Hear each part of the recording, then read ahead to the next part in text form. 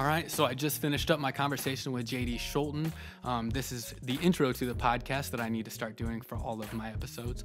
But today we kind of got to be able to talk about political issues, and mostly from a nonpartisan standpoint, where I let JD talk about his things. And I don't like turning these things into a knock on Steve King specifically, but I want JD to be able to tell people exactly how he feels about topics, so we as voters can make the most informed decisions possible. And I think that this is a good outlet for the people of Sioux City to be able to see an unfiltered take on JD's opinions, and not just get like the 15-second little bites that you get on the news, or the one paragraph of JD's positions that you get in the newspaper. So yeah, I think that you guys are really going to enjoy this conversation. And also a plug for myself right here. If any advertisers in the local area are looking forward to, or are looking for places to reach an audience in a non-typical fashion, I do have thousands of people that listen to every episode, so this would be a great place to advertise your business or service. So go ahead and send me an email at honeywavemedia@gmail.com if you are interested in that. But if not, what you could do for me to make this show bigger is to, number one, share it with your friends. Post clips of it to your Instagram stories. Share it on Twitter, share it on Facebook. All of that stuff helps me so much. And then leave reviews or ratings on the iTunes store, or wherever you listen to podcasts at. Subscribe to my YouTube channel at Honeywave Media. Any one of those things is a huge help and a huge service to me, and I cannot thank you enough for tuning in to listen. So I hope you enjoy this conversation that I have with JD Scholten.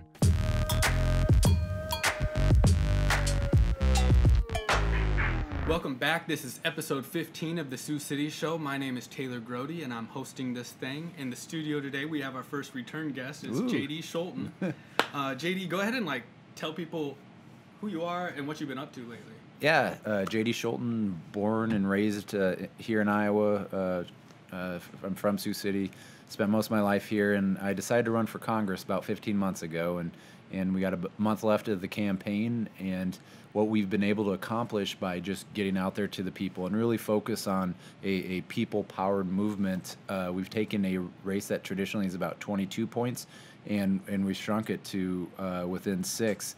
And the things that we're seeing is the only thing that's holding us back at this point is name recognition. And so you'll probably be seeing ads on Facebook, ads on the television, ads in the newspaper, ads on the radio, everywhere, to really just blitz our message these last few weeks. I love it. So let's think. You're the Iowa District 4 candidate, right? So the Democratic candidate. Yeah. Yep. So that encompasses Sioux City, Ames, Fort Dodge, Spencer. Is there any other Mason City, and then we go all the way down to Missouri Valley. Awesome. Yeah. Okay. Yeah. So what kind of changes have you been seeing from day one of your campaign? Yeah. And we'll go day 15. I don't want to start day one, but day 15 of your campaign to now. Has there been a change in vote or turnout at any events you're doing? So this is we're on our third 39 county tour right now. We're doing a town hall in all 39 counties. But when we launched the campaign, I didn't know if I could raise $5. I didn't know a lot of things, being a first-time candidate. The one thing I knew I could do was work my tail off, and blessed enough that the Des Moines Register called me the hustle and grit candidate. And so I put 35,000 miles on my personal vehicle, going to all 39 counties. And then we got a used Winnebago. I call it Sioux City Sioux because I learned the Gene Autry song in elementary school, and it sticks with me the rest of my life. And so we went to all 39 counties for a second time, and now we're on our third 39 county tour and doing a town hall in all 39 counties. Call it the Can't Fake Showing Up tour. Mm-hmm. And when we first went out there originally, people were like, "Oh, you're like the sacrificial lamb. You're just good for you for running in this race." Mm-hmm. Second time we went around, they're like, "Oh, you're not just not Steve King. You're actually standing for something." And so people were getting excited, and now it's amazing right now. We're getting packed up in Sheldon, Northwest Iowa, not a Democratic hub. We had standing room only for our town hall up there, and we had 100 people in Sioux County. last night or yesterday, and just there's a buzz. We had 150 people in Boone, 182 people in Dickinson County, and there's just this level of energy, and you see this hope in people's eyes, and this hope for change, and it's awesome, and it's what 15 months ago we would hope would happen, and here we are living it, and everything I see is this race is going to come down to razor thin margins. Yes. I want to put an asterisk on this because just for anybody listening, we do have a relationship outside of the podcast where I just tagged along with JD for a couple days on his Can't Fake Showing Up tour, where I was able to capture some video footage and put together a couple small videos for him. So I've seen your schedule, and I know that it's not a joke. It's running around constantly. Every deadline, you're having to run 5 minutes late to basically everything because everything is scheduled in 5-minute increments, and it's definitely a lot of stress, a lot of pressure for anybody who's running for this. So, and you're a young guy. Yeah. So I don't think that you don't run for Congress because you want somebody to know your name, or you want any type of fame for it. So like, what is it truly beyond the easy campaign bullet points that you can put on a website? What is it that made you actually do this? There's a lot of different things. Obviously being a first-time candidate, 2016, that election influenced me quite a bit. But for me, it was seeing my grandma. She's my inspiration in my life, and this campaign, and seeing her at Thanksgiving, she's like, JD, I was living out of state, and she goes, you need to move back to Iowa and take care of the farm. And I was just like, oh, grandma getting heavy on me. And so then she passed away the next month, and it was at the church where I gave the eulogy. I just felt that pull to come on home. And I started looking in the Sioux City Journal for about a month for a job, and the best job I could find was $15 an hour with no benefits. Yep. And I was working in Seattle in technology and innovation, and there was so much booming out there. And for me to come back home, I was just like, what's up with this? And then the farm went from and we rent our family farm out, and it went from my grandma's generation to my generation, and I started looking at the farm economy, and I was like, well, why are folks getting squeezed so hard, and farming's not like it was when my grandpa was farming. And so I started digging more into these things, and then for about a month there was nobody in this race on the Democratic side, and I was just like, you know what, I can't let Representative King go on his own, and just he's well known, and this whole time I was like, you know what, this isn't about us just calling him names. This is about what we're going to do, and what my vision for this district is: bringing in technology, bringing in modernizing this and diversifying our economy so we can have quality jobs. And the Democratic Party talks about raising the minimum wage. I'm for that, but for this district, we need $55,000, $65,000, $75,000 jobs, and we need leadership in this district, both on the agriculture side and in places like Sioux City. We have a huge opportunity right now with Highway 20 opening up for transportation, to have warehouses, and there's a lot of potential here, but I want us to tap that potential and live up to our fullest, and that's what it boils down to. And then I saw the map of this district, and that's what really got me, because I don't know Des Moines that well. I didn't go to University of Iowa, so I don't know Iowa City. I don't know Dubuque. I don't know Cedar Rapids that well. What I do know is Larchwood, where my dad's from, the very northwest corner. My mom's from the farm outside the very northeast town, which is Lake Mills. They met in Mason City. And I was born, while we were living in Nevada, I was born in Ames, and I was raised most of my life and spent most of my life here in Sioux City. And so that's kind of the four corners of it. Yeah. And I was like, you know what? I get the people here. Like, I completely understand. I understand why a lot of them vote Republican. And I don't necessarily agree with everyone, but like, I understand it, and I understand what the people want. And it's so frustrating to have a representative who isn't doing public events, who's not doing town halls, who's not willing to debate me. And so we just wanted to show the contrast, not only issues side, but like that contrast of me going out there, all 39 counties, being present, having that engagement. I feel that is what is missing in this district. Yeah. Yeah, it really hits home with me when you mention the lack of the 55 to, well, let's call it 100,000, Yeah. between 50 and $100,000. There's Yeah. a big stopgap, and there's not many wages at many companies that you can find in between that range.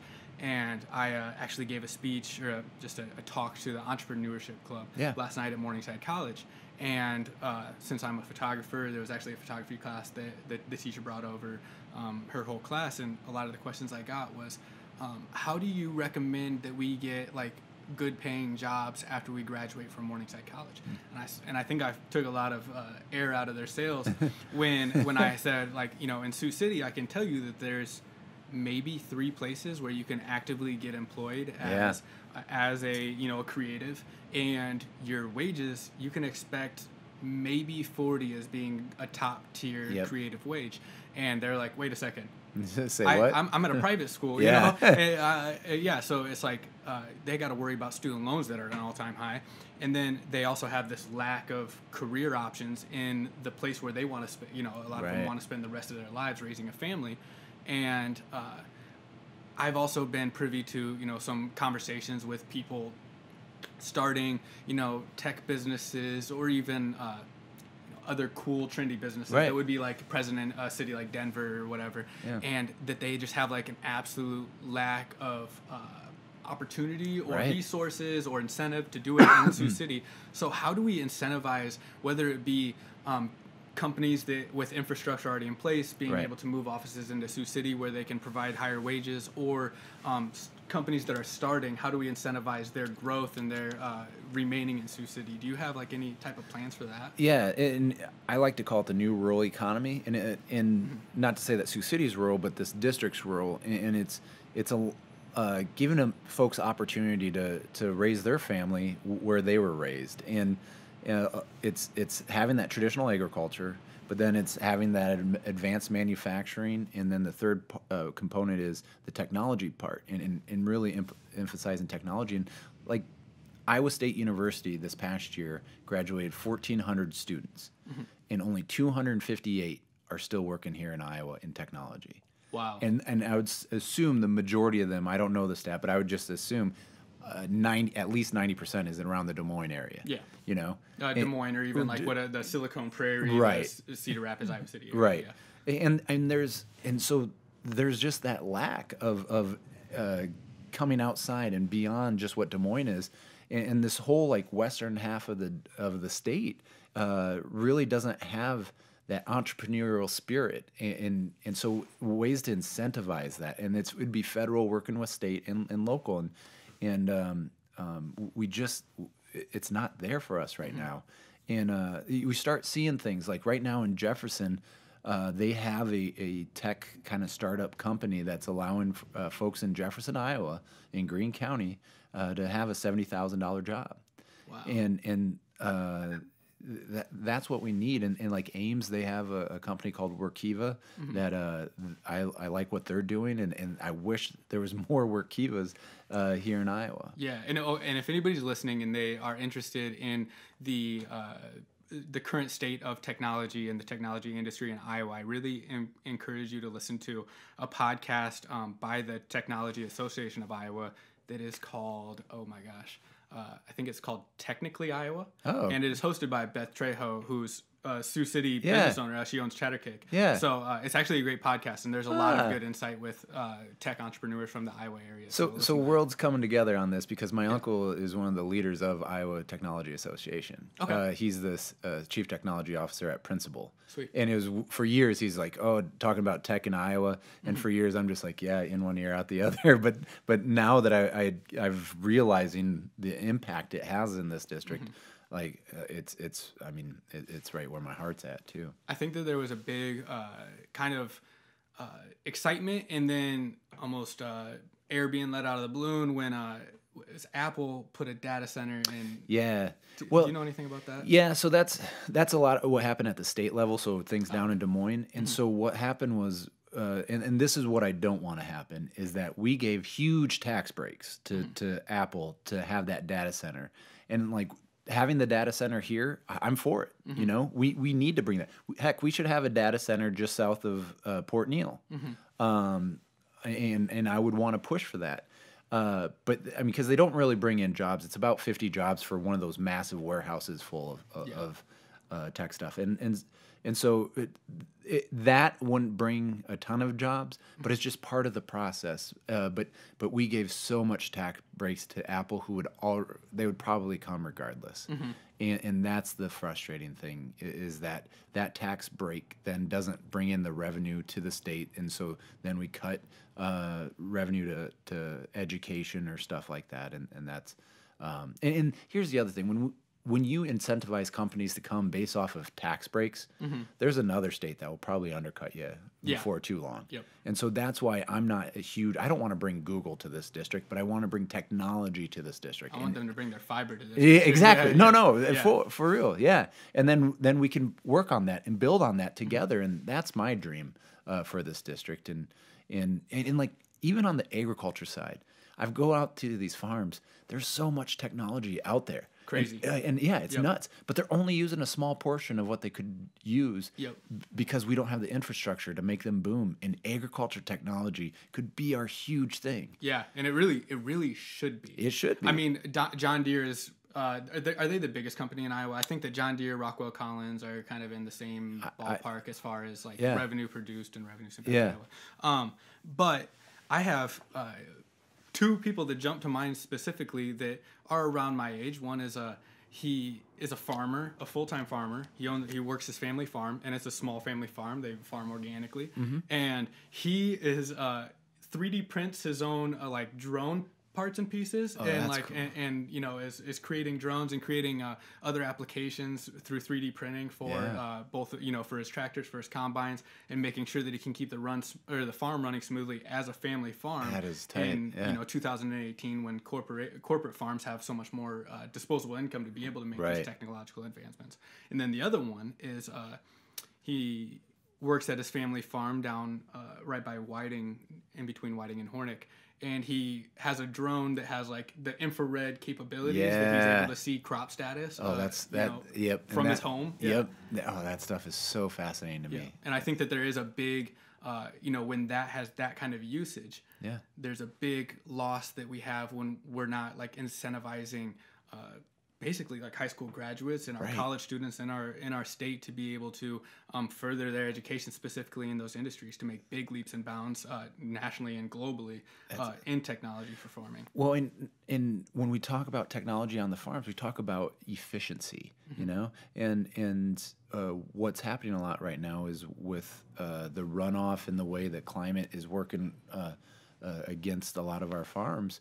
We're losing our topsoil. We're having nitrates get into our water system, and anytime that like farmers lose the nitrates, that's cost on them. And so we got to find ways to all work together and all work for the common good and the common goal. And so bringing technology onto the farms would help make them more efficient, make them more sustainable, make them more at one with Iowa, you know, and cleaning up our waterways and stuff. And it's not like farmers want to pollute. It's just that things are changing, and there's adjustments both in the economic side and the environmental side, and we just need to work together. Yeah. So, staying on the topic of farms, I am a person who tries to give myself an education, but I am also an idiot. And I just want to make sure that let's put a pin in this just for a second. So sorry about that. We just had some coffee delivered to the studio. So that's my bad. So what I was going to ask you is, like, speaking of farms, for a young idiot like me who tries to educate himself but can't always do so in terms of macroeconomics, how does the farm tariffs affect people in Iowa? Yeah, the farmers in Iowa. Yeah, so it goes beyond just the tariffs, and I'll give you a little bit of my spiel right here. There's three things that our federal government right now are attacking our district when it comes to agriculture. The first is market consolidation. And when I talk about it, it means like when multiple companies merge together and buy each other. Bayer buying Monsanto. Exactly, and that's exactly it. And so that shrinks the market. And so anytime you take a market option out of the equation, it adds costs and pressure to the farmer. So cost of productions are going up. You see the seed prices have tripled in the last 20 years. And part of it's technology, but also there's only like 3 or 4 seed companies anymore. And there's only like 3 or 4 fertilizer companies anymore. Yeah. So it really limits, and they set the price where there's farmers can't find another option. So that's one thing. And so there'd be antitrust laws that are already on the books. We're just not enforcing them. Okay. The second thing is the renewable fuel standard, which for ethanol. So the big thing, Trump campaigned on E15 year round. Yeah. I'm for that, and that's kind of what the standard already says. So it's not like he's creating something that's not already like been established. Yeah. It just needs to be enforced. But the other side of it, so he's promoting that right now, but there's a whole backside to it where the oil industry pretty much runs the EPA and what the renewable fuel standard is right now. And so there's small refinery waivers. And so the reason there's these waivers is to let like a small oil refinery saying, you know what, we can't blend our certain percentage because it will hurt us economically too much. So they wanted to say, hey, if it's going to be too burden for you to make any money off it or any profit off it, here's a waiver for you. But now these small refinery waivers are being used by and abused by a lot of bigger ones. Yeah, and so what that has allowed is the renewable fuel standard allows for I believe it's 15 billion bushels of corn. Is it bushels or gallons?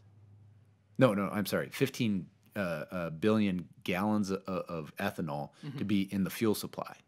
But with these small refinery waivers, that has left what corn should be used right now. It's left almost 900 billion bushels of corn to be left in the bin. And so that carryover has depressed corn prices because they're left in the bin instead of being used.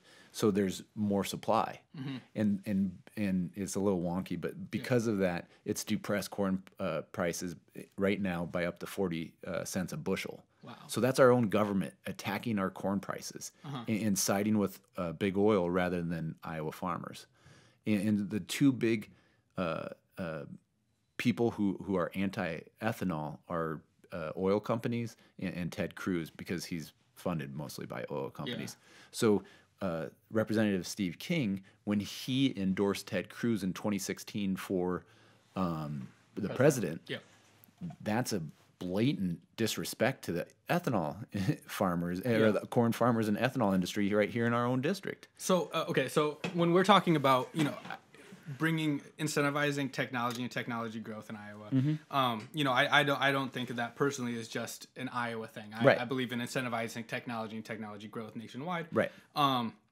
But I guess in terms of moving into the future, how do we balance the increased attention paid to technology and technology development, especially in terms of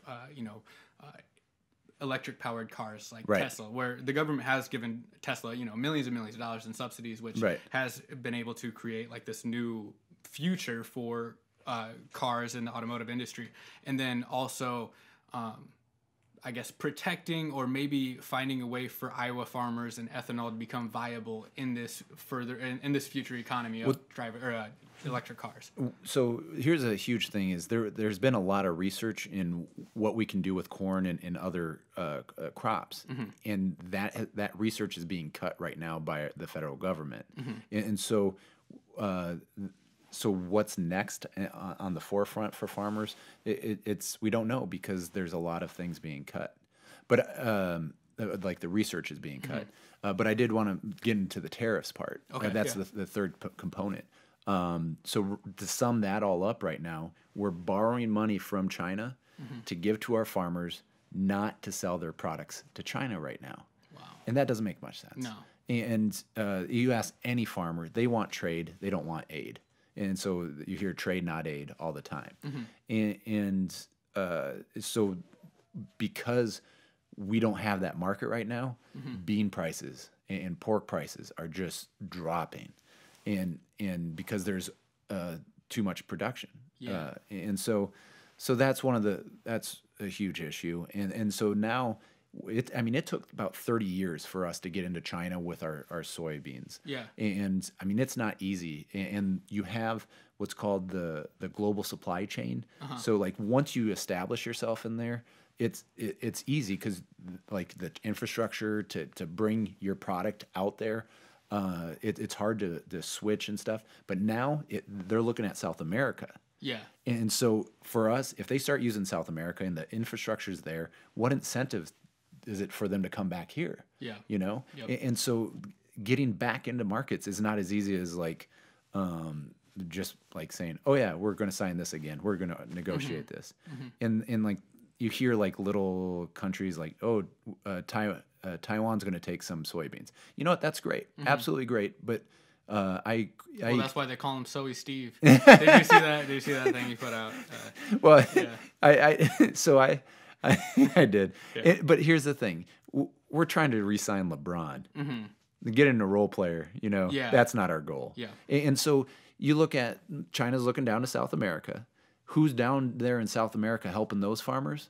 It's the same multinational companies, corporations that are here, and so they don't have loyalty to the Iowa farmer. No. So right now we need leadership, and we need to figure out, and Iowa farmers need to find who's going to be fighting for them rather than fighting for the global farm system. And I think that's one thing that King is very weak on.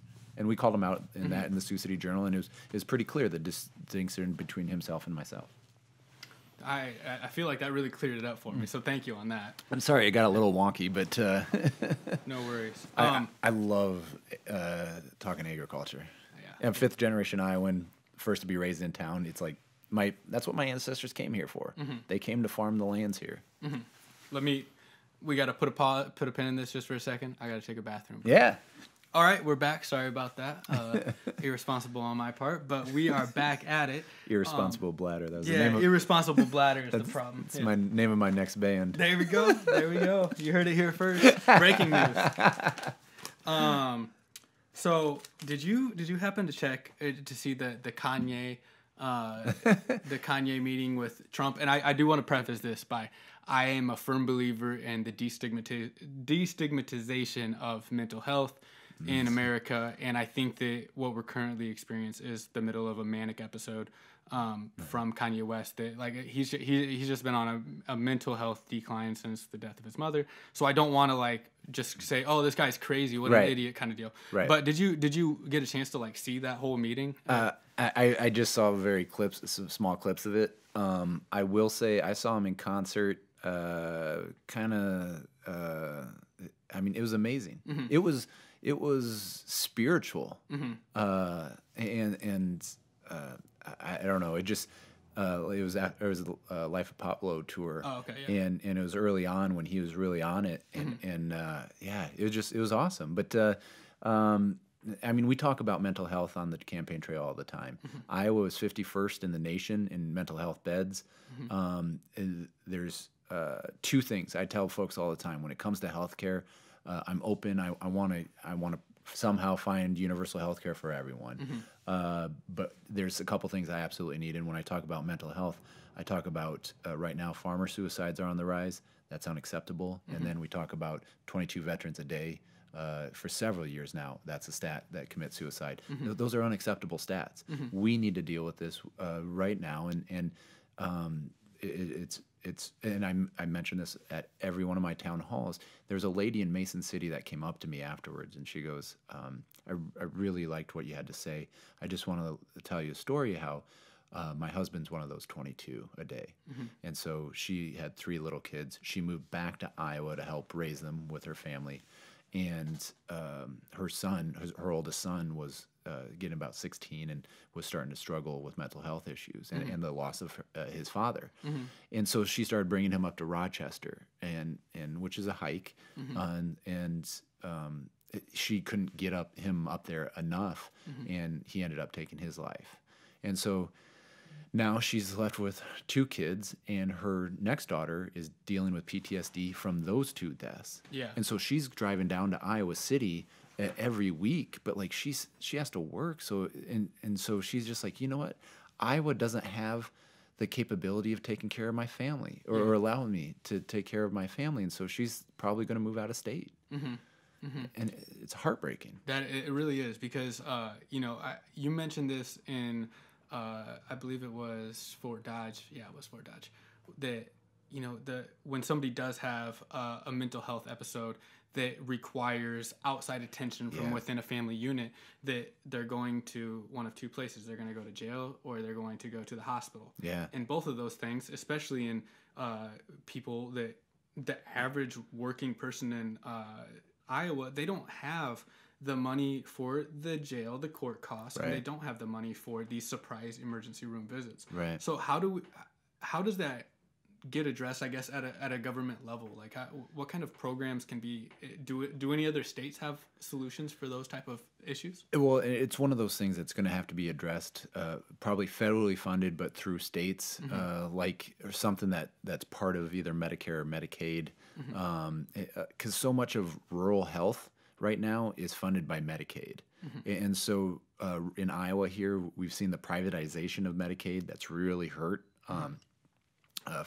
And now at the federal level, if we keep the same Congress, they've talked about cutting Medicare, Medicaid, and Social Security, and because of the tax bill that happened.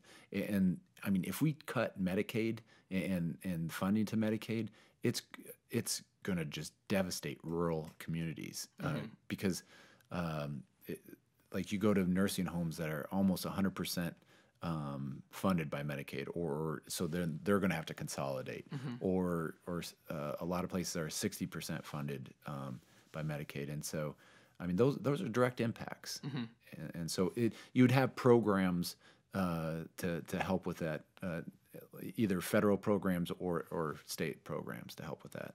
Awesome. So I do have a question that you might not be able to, like, you might not be the expert on this. Yeah. Which I think it's probably the case. I'm not going to lie. There's something to be said about, I hate it when something happens on the news and they're like, oh, this politician didn't have the exact answer for the question we asked. It's like, I don't want my politician to act like he knows the exact answer. I want him to go through the actual expert. You know? But the question is, what has happened with medical insurance to the point where, and I thought maybe I was crazy for thinking this, but I was able to talk to my dad, who is a PA, and about his thoughts on the whole system, and he also didn't have like the answer for what happened to the insurance system to get us to the point where I'm 28, I have no pre-existing conditions, I have no health problems, I don't go to the doctor. I think I've had one time where I actually had to go to like an urgent care in my life, and my insurance as from the free market as freelancer is $561 without a month without any type of subsidies. That's $10,000 a year. Yeah.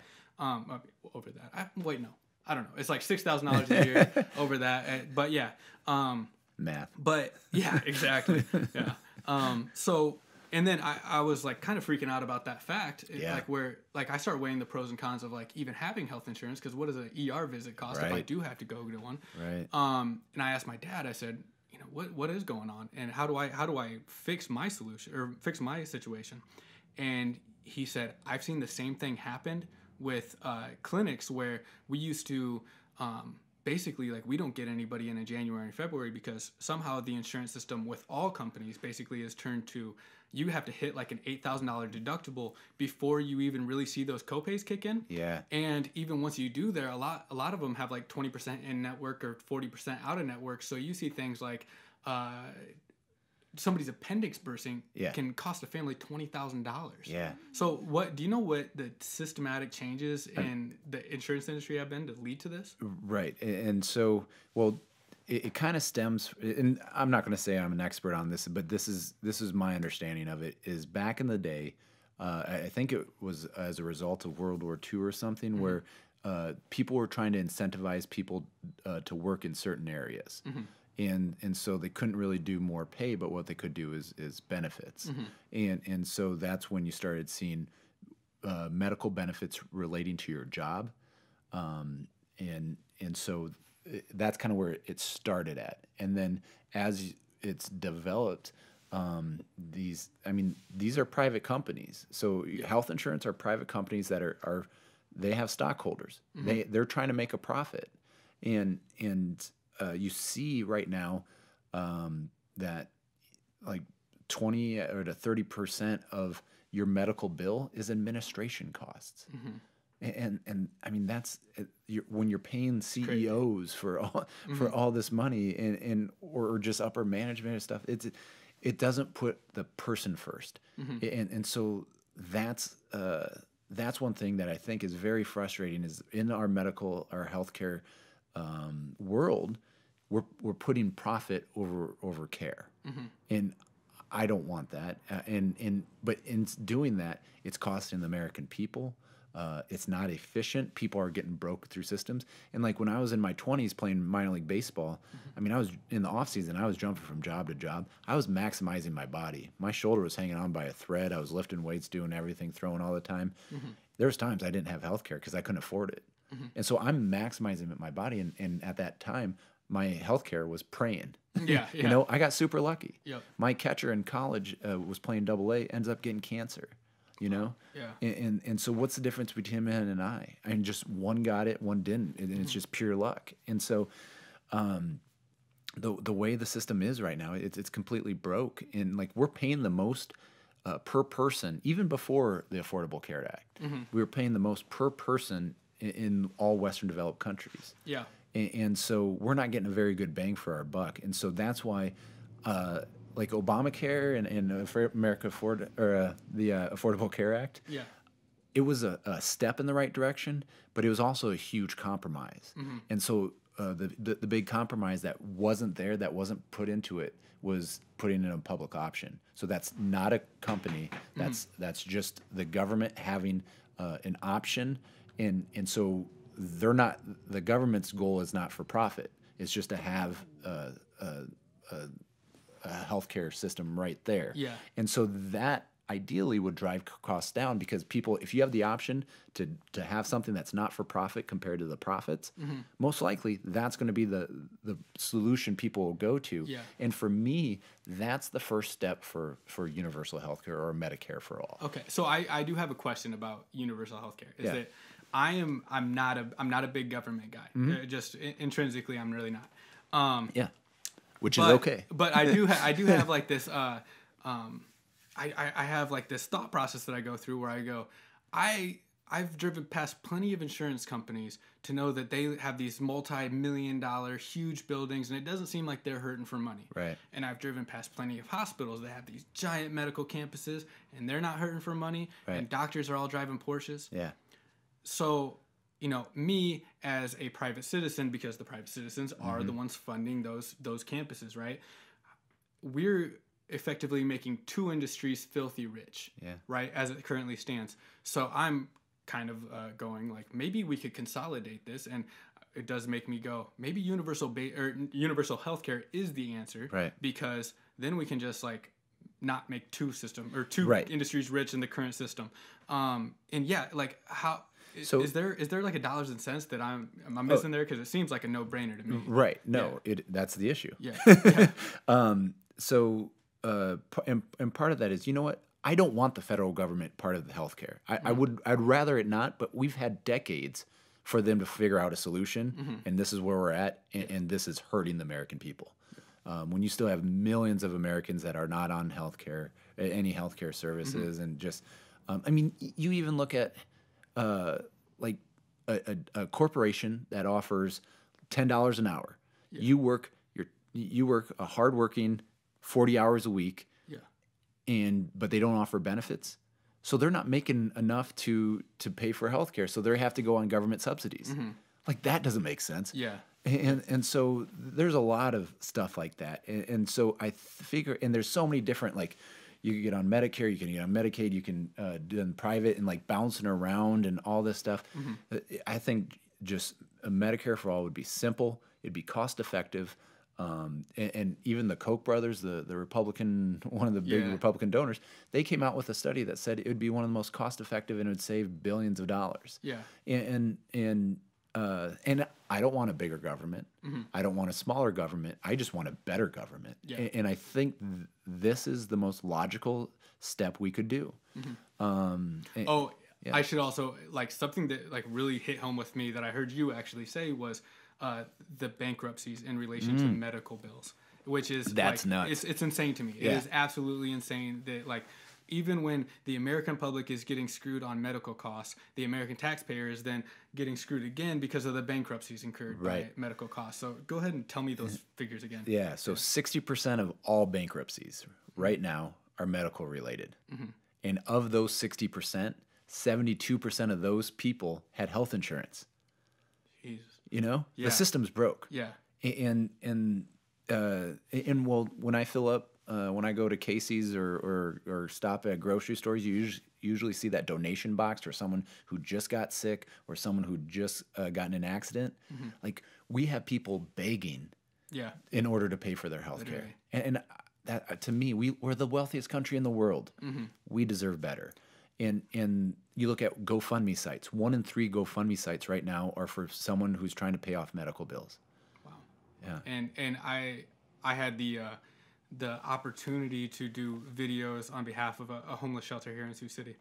And I guess I had always been, I was raised, middle class in a small town, Sergeant Bluff. So I didn't have much exposure to homelessness. And from an outsider looking in, I kind of always was under the assumption that homelessness was the result of drug abuse or mental illness, which is unfortunate that that's even a fact, but that's what I thought.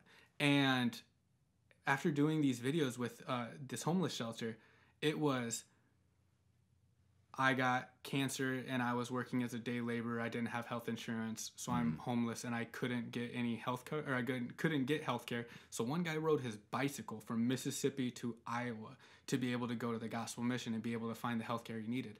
Another guy had got like catastrophic cataracts, so he couldn't see and he couldn't work, and he had no way to get rid of his cataracts because he didn't have health insurance.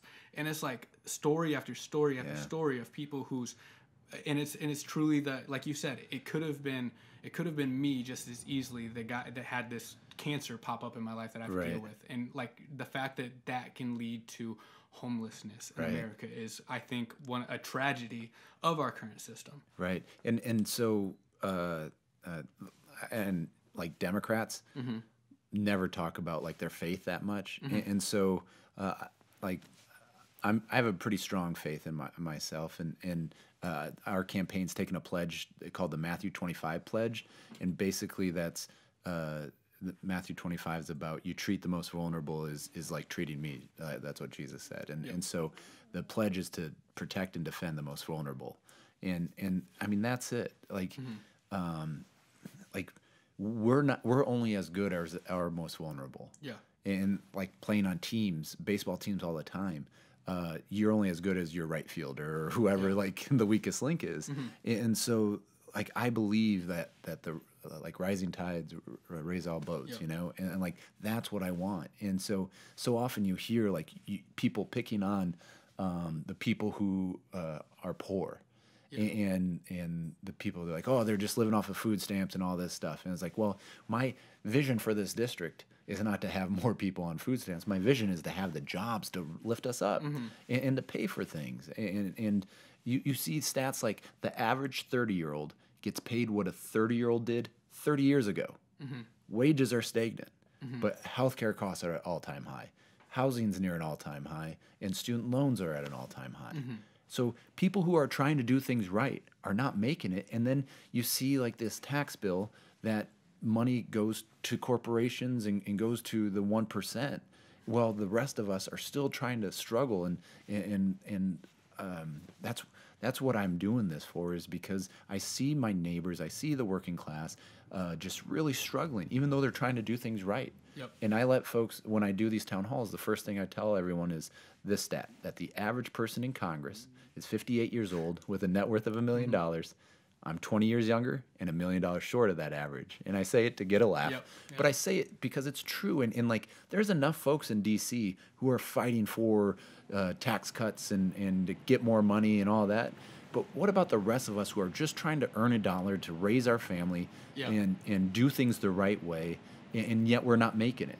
And that's what I feel is missing in D.C. And I mean, like you mentioned earlier, like I could give a rat's ass about name recognition or anything. Well, I need it for the to win the Yeah. campaign, but fame, like fame, fame. yeah. Like, you know what? I don't care. I want to represent my people and just work my tail off and engage with the community and represent them in an honorable manner out in D.C. And when I'm there, I don't care about special interests. I don't care about lobbyists or all that stuff.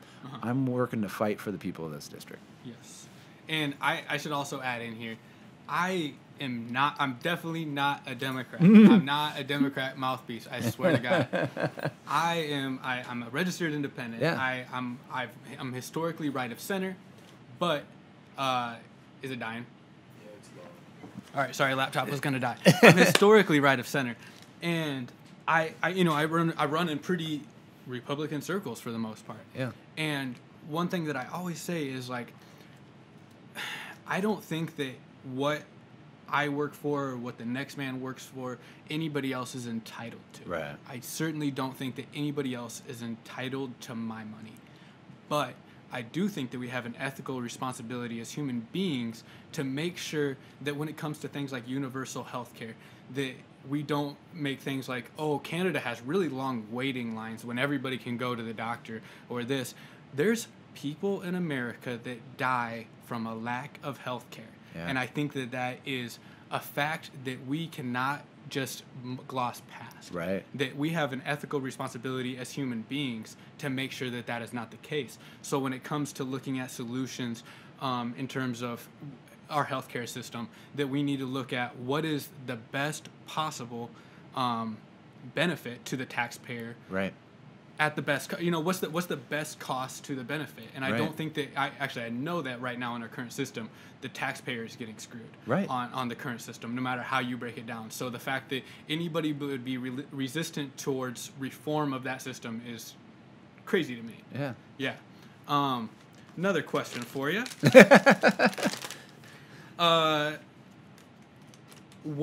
Did you see that Facebook got hacked like last week? That 30 million people's data was compromised, or 30 million people's I know I had to information? reboot mine. Yeah. So the question is, like, you hear a lot about as we modernize the voting system and our political system, people suggest that we should move to like some sort of electronic voting, even over the internet. People have suggested. Yeah. What are your thoughts on like that kind of system, or even like cybersecurity moving forward, and how do we manage this type of deal? I think that's one of the biggest things. I think the next war will not be guns, will not be bombs. It will be cyber, if it's not already happening. It is. Right. Yeah. And that's why we need to invest in cybersecurity. The one thing I'll say Steve King and I agree upon is a wall. But his is the border wall.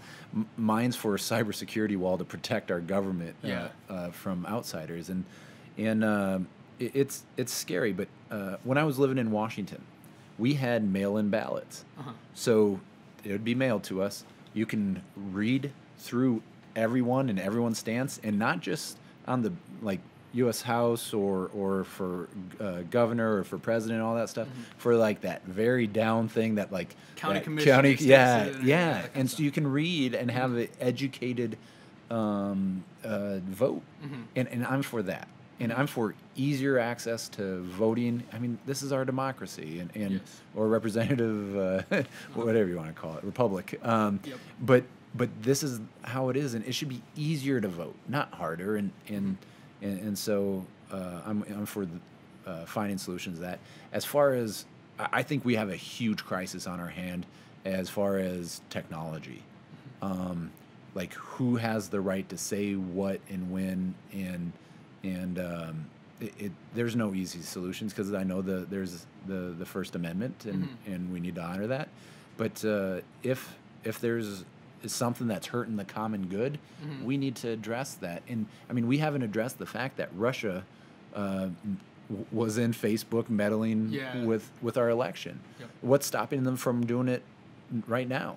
So I actually have a few. I'm pretty well versed on this. All right.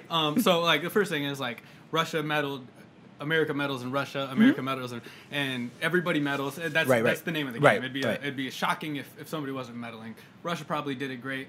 But to me, like the thing that when the meddling stuff came out, it was like Russia released the Hillary emails. I was like, So they told me what she was actually saying. They Right. told me the truth. You know, like Yeah. I mean, I was kind of like, I don't know if I'm ready to count that as like an attack on American democracy when we're given more transparency. But I'm more talking about the false ads and the bots and stuff. that. Yep. That needs what to be I addressed. agree. Yeah, I agree. but the hacking of emails by a foreign entity on a major political party, that's a major issue too. Yes. I'm for transparency and things like that. I honestly, the whole email thing, I haven't really got caught up into. I don't know, like that's just white noise to me because that's like a pointing finger thing. Yeah. And I would say the same with if it was a Republican or a Democrat. Yeah. When it comes to what are we going to do with Facebook? And like I know it's been harder this election cycle to put ads on there, and then there's the information about what you're reading, and that's good. And we need that transparency. Yep. We need to find solutions when it comes to technology, and like if there's hate speech, like I don't know, how do we deal with that? I have also like some like real big picture questions and problems, but you know, one thing is that you mentioned like I believe in the First Amendment, but I also think that we need to support a common good. Yeah. And I think that when it comes to companies like Facebook, and we'll give a specific example of like censoring Alex Jones, where I believe that Facebook as a private company has 100% authority to ban anybody from their user base or anybody from their platform, but I do get worried when the verbiage becomes is for the common good or anything along those lines. Right. Because I do think that dissenting voices like Alex Jones's are necessary to maintain a healthy discourse on a broad spectrum in a country. Even though he says absolutely asinine and crazy things about like the school shooting and that Sandy Hook thing was just Sandy disgusting. Hook becoming like that's disgusting. Yeah. However, I do think that Alex Jones has said insane things before about the government. Yeah. That everybody called him insane, and it was 100% true. Yeah. Like when he was talking about the Bohemian Grove, and people call him crazy, that there's no way that there's a cabal of rich people and politicians that get together in Northern California every year and worship a god owl. Yeah. And like that's crazy to hear. Yeah. When he says that, and then he infiltrated the actual Bohemian Grove, and then proves that it's all real. Well, I mean, and then where do you draw the line? You know, Exactly. And that's the struggle, and I guess that's why I don't know where to take this. Yeah, because I do think that I get very nervous about when the verbiage of like, and you just said it, not in terms of like a hard line stance, right. But when like the common good gets attributed to people who are dissenting of the government. Here's a question I have for you, especially for someone who you're not a Democrat. Yeah. How do you see the same thing on the Democratic side, or do you see this as more as a? I just feel like there's that area of whether it's Breitbart or InfoWars that they don't necessarily believe in truth. Yeah, I do. You know, I do, and this is it's such a hot button topic. I know. Because I'm gonna there will be people that hear what I'm about to say and instantly think that I'm just a real piece of shit. Well, no, but I want to preface this too is like because I don't see it on my side as much, but I just. How do we get to a place where when I see and here's an example. There was a mailing that came out that a woman brought to the town hall the other day to me, and it blatantly said, like, I'm not for something. I can't remember what it was. I was just like, what the heck? Yeah. I mean, this is a blatant lie. Yeah. You know? How do we defend America from blatant lies? Yeah. That's my goal. Yes. Or that's my question. Yes. And I will say, Democrats lie as much. I mean, and Republicans lie. Everybody lies. Yes, it's a like and the tribalism of bipartisan politics just is inherently filled with lies. Right. That I think that things like when Elon Musk proposes that they come out with a new platform in which you can each journalist articles as they come out, you can have like a voting system on like the actual verification of truth within that article. Yeah. Because I think that things are inherently misrepresented over and over and over. And unfortunately, it seems like when we're talking about like Republicans versus Democrats and the amount of truth that's coming out, is that unfortunately it seems like the Republican side often like takes the hardline stance of like, we tell it how it is, like even if that makes us sound racist, that's how we do it. And then on the other side, the Democrat side is like, we're so dogmatically for the common good that any narrative that does not exactly fit our narrative, whether it be on like transgenderism or sexism or anything, where if you go against that accepted truth from one tribe, we'll call it tribe, that you're just awful. And I think that there needs to be a bigger focus on having dialogues. Yeah. Because I was thinking about this the other day. And that was the whole point of our town halls. We don't invite just Democrats. We encourage independents and Republicans to come. And I tell everyone right away is like, if you have a different opinion, and that's what happened in Dickinson County. A guy had a different opinion, and everyone jumped on him and said, "Keep on seeing your Fox News or whatever." And I told him, "Whoa. I go, we have the right in America to have this dialogue. Let him finish and hear him out. That's what it was for." And sorry, I didn't mean to interrupt. Well, I have this thing lately where there are things that you cannot talk about in any way that is not in favor of the overall public discourse on whatever the issue is, but like specifically on.